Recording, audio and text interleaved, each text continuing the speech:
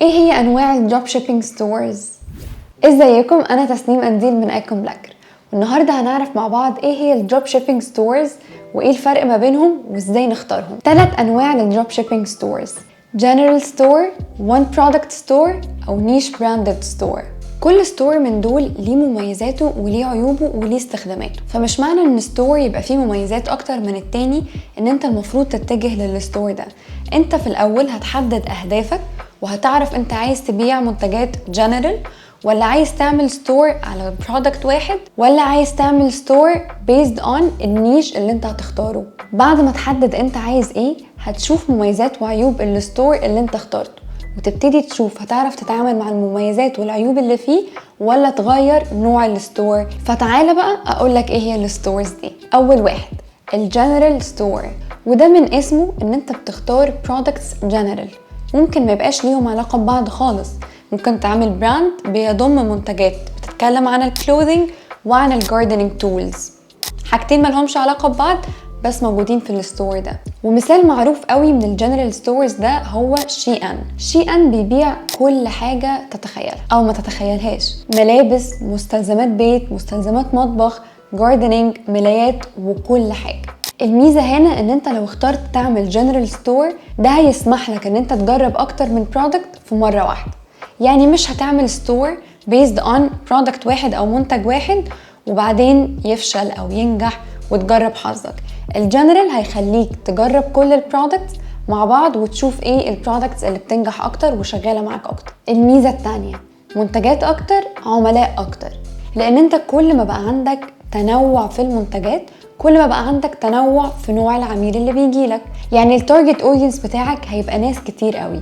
الناس اللي مهتمة بالميك اب هتكون موجودة، الناس اللي بتهتم بالديكوريشن بتاعة البيت هتكون موجودة، اي حد بيدور على اي حاجة هتلاقيه موجود عندك في الستور. بس دي زي ما هي ميزة هي كمان عيب، لان هي بتخلي الكاستمر اللي داخل يدور على حاجة معينة يحس ان في فوضى ويحس ان الستور ده مش متخصص في الحاجة اللي هو جاي لها، فممكن جدا يغير رأيه ويحس بعشوائية أو فوضوية جوه الستور. يعني أنا كعميل بدور على حاجة في السكين كير أو في الميك اب ودخلت لقيت الستور عنده الميك اب بس عنده برضو جزم وورق حائط وملايات وحاجات كتير، هحس ساعتها انه انت مش مهتم قوي بالمجال ده، فانت مش متخصص قوي في مجال السكين كير، فانا هروح لستور تاني متخصص ومتفرغ للحاجة اللي انا بدور عليها، متخصص في السكين كير مش متخصص في كل حاجة.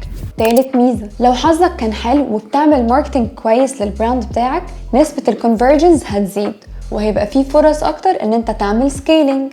خلصنا المميزات، نكمل في العيوب بقى.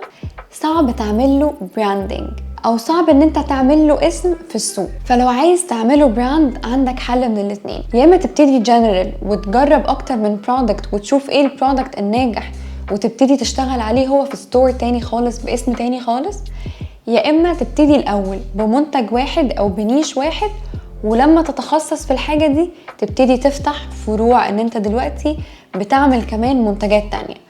زي مثلا هديك اكزامبل زارا بدأ في الاول بيعمل لبس فقط، وبعد فترة فتح ستور تاني اسمه زارا هوم بدأ يبيع فيه منتجات للبيت، ديكوريشنز، بيد شيتس، وكل حاجة بيحتاجها البيت. فبدأت الناس تروح له لأنها أصلا في الأساس بتحب زارا بتاع اللبس، فلما فتح ستور تاني بدأوا إن هم يتجهوا برضو إن هم يجيبوا من عنده الملايات والكوبايات وكل حاجة تخص البيت. ندخل على تاني ستور تايب، السنجل برودكت، ودي برضو باينة من اسمها. البراند كله هيبقى قائم على منتج واحد او برودكت واحد. انت هنا هتبقى عكس الجنرال تماما، الجنرال بيبيع كل حاجة وانت هنا بتبيع حاجة. في مثل بيقول صاحب البالين كذاب، وده لانك لما بتركز في اكتر من حاجة في نفس الوقت ما بتطلعش كل حاجة بالكواليتي اللي انت عايزها. فهنا في الستور ده انت هتركز في حاجة واحدة بس، فده هيخلي العميل اللي قدامك حاسس ان انت قد ايه متخصص وقد ايه مركز واورجنايزد في الستور او في المنتج اللي انت بتبيعه. وبما انك متخصص في برودكت واحد هتبقى برضو محدد قوي في التارجت اودينس بتوعك، يعني هتبقى عارف بالظبط مين الكاستمر اللي انت مستنيه يشتري منك ومين الكاستمر اللي انت بتسوق له او بتعمل ماركتنج موجه ليه هو. النوع ده من الستورز بيتميز ان هو عنده هاي سكسس ريت عن الجنرال، يعني هو نسبة نجاحه أعلى بكتير من نسبة نجاح الجنرال ستور. مثال ناجح قوي على الوان برودكت ستور وهو اسمه بلاند جت. البراند ده مش بيبيع اي حاجة غير الخلاط، البلندر اللي بيشتغل بالبطارية وتقدر تاخده معاك في اي حتة.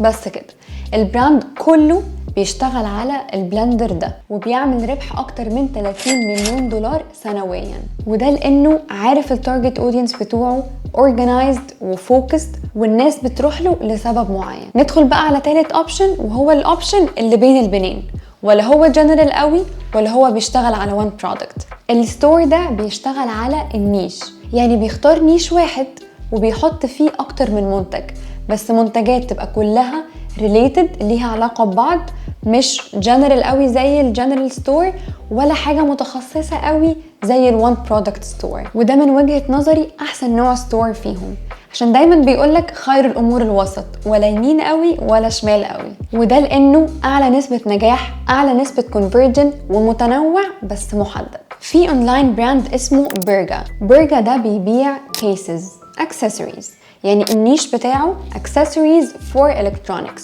بيبيع الكيسز بتاعة الايفون، الايربودز، الماك بوكس. فهو في العموم بيبيع products مختلفة بس كلها ليها علاقة ببعض. يعني مش هتروح عنده عشان تشتري بس الكفر بتاع الايفون، لا، لو انت عندك ايباد، عندك ماك بوك، عايز تشتري له كيس هتلاقيه عنده، عندك ايربودز هتلاقيها عنده. فهو هنا عمل ايه؟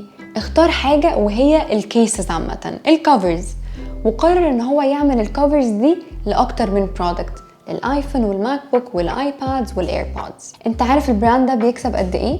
1 مليون دولار monthly. وده لانه حقق المعادلة الصعبة واختار النيش براندد ستور. مش معنى ان في ستور احسن من ستور او ان النوع ده فيه مميزات اكتر من النوع ده يبقى انت لازم تختار نوع معين. شوف انت هتقدر تتخطى العقبات او العيوب اللي موجودة في اي نوع من اللي انت اخترتهم ولا لا، وعلى الاساس ده تختار هتدوس ولا لا.